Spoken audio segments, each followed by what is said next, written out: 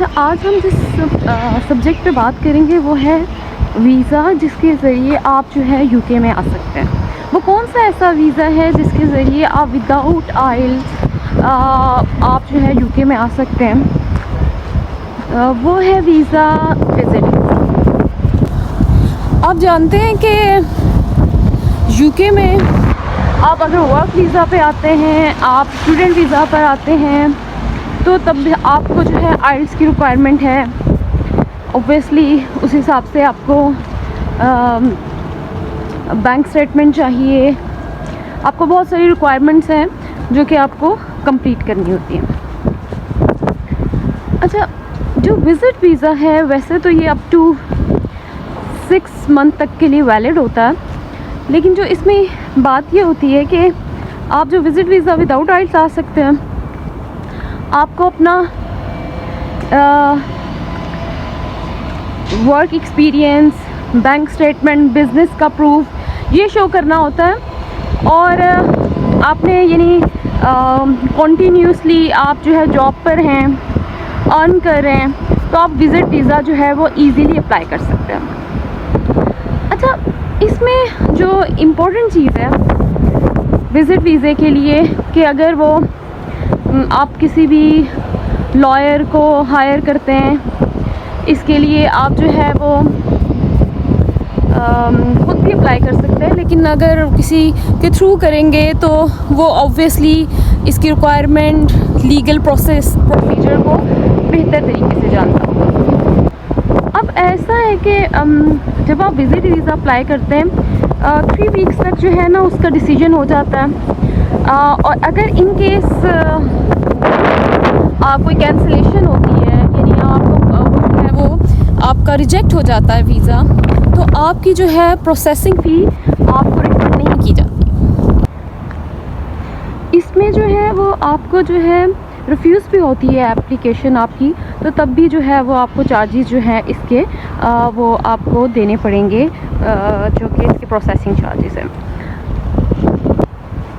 आपको पता है कि जो लेकिन विज़िट वीज़ा पे आप आ जाते हैं तो आप जो है यहाँ पे कोई काम नहीं कर सकते।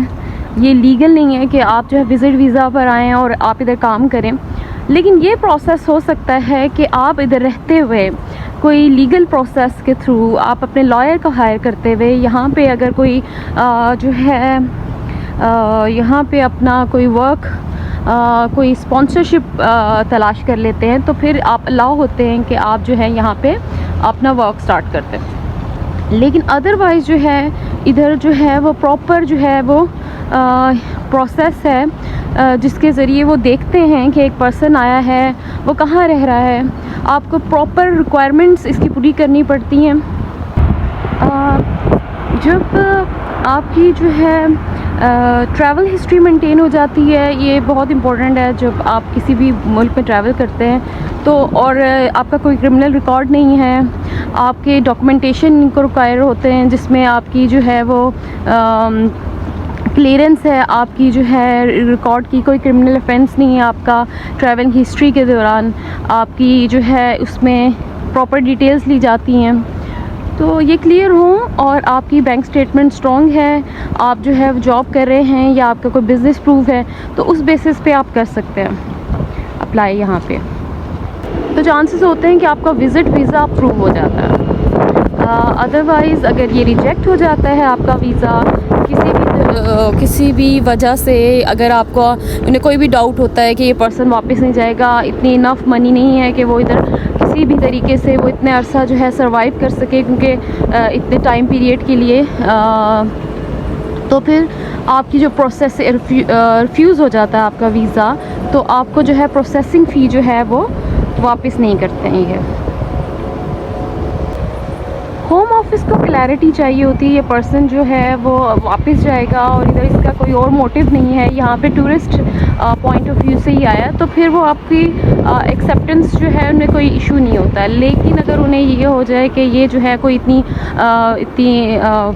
जॉब ऐसे नहीं कर रहा और इसकी जो है वो यहाँ पे आकर वो हो सकता है कि वो इसके जो है वो मोटिव्स और हों, तो फिर वो होम ऑफिस वाले रिजेक्ट कर दें, तो आपको जो है प्रोसेसिंग फ़ी रिफ़ंड नहीं होती है। ऑब्वियसली वो आपको चार्ज हो जाती है। और हाँ, ये भी हो सकता है कि अगर आप जो है प्रोसेसिंग फ़ी अभी आपकी जो है वो प्रोसेस नहीं हो रहा और आप किसी तरीके से रिजेक्ट कर देते हैं, तो फिर वो ऑब्वियसली वो वापस हो जाएगी आपकी फ़ी। लेकिन अगर आपकी जो है प्रोसेसिंग में चली गई है और आप, तो फिर आपकी जो है सिक्योरिटी फ़ी, जो आपकी जो एप्लीकेशन फ़ी जो होती है वो रिफ़ंड नहीं होती है। छोटी छोटी मिस्टेक्स पे भी जो है ये रिफ्यूज़ कर देते हैं आपकी एप्लीकेशन।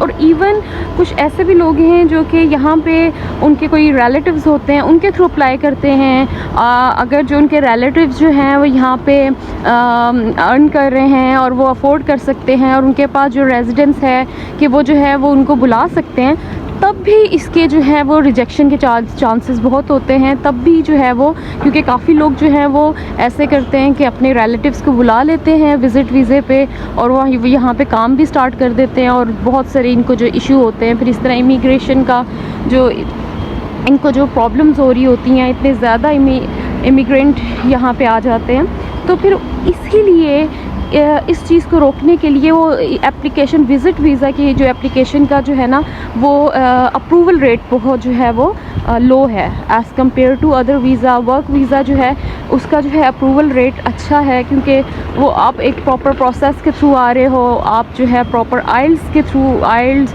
आपकी जो है वो इनकी जो है वो प्रोसेस को कंप्लीट कर रहे हो, तो फिर जो है वो इस पे इतना इशू नहीं करते।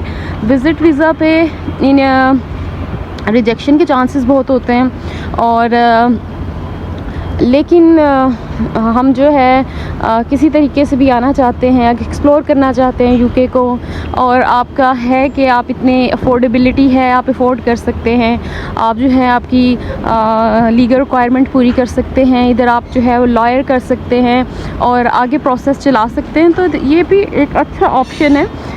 ये नहीं है कि ये कोई बहुत जो है चीपेस्ट ऑप्शन है, नो, इसमें भी आपको जो है काफ़ी ज़्यादा अमाउंट जो है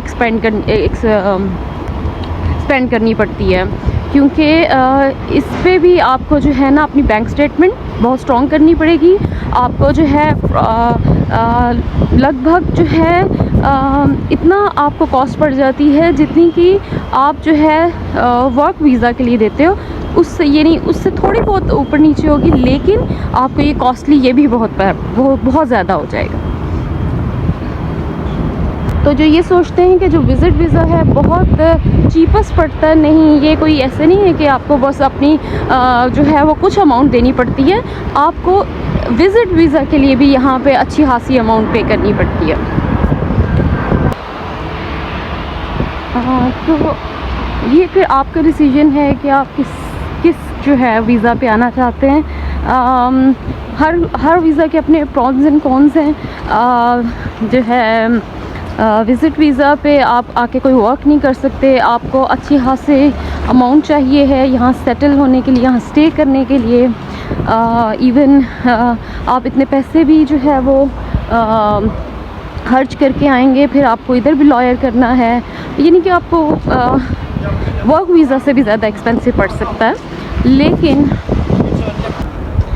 वो लोग जो कि आइल्स की रिक्वायरमेंट नहीं फुलफ़िल नहीं कर सकते, वो आइल्स नहीं कर सकते, तो उनके लिए ये ऑप्शन हो सकता है कि वो इस तरह से जो है विज़िट वीज़ा के थ्रू किसी तरह सेटलमेंट कर सकते हैं। अदरवाइज़ अगर आप इस पे देखें तो वर्क वीज़ा, स्टूडेंट वीज़ा,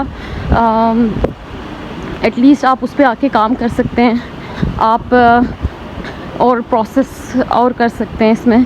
लेकिन विज़िट वीज़ा पे आपको जो है वो आपको टूरिस्ट, एज अ टूरिस्ट आना पड़ेगा और आपको जो है अच्छी खासी कॉस्ट भी पे करनी पड़ेगी।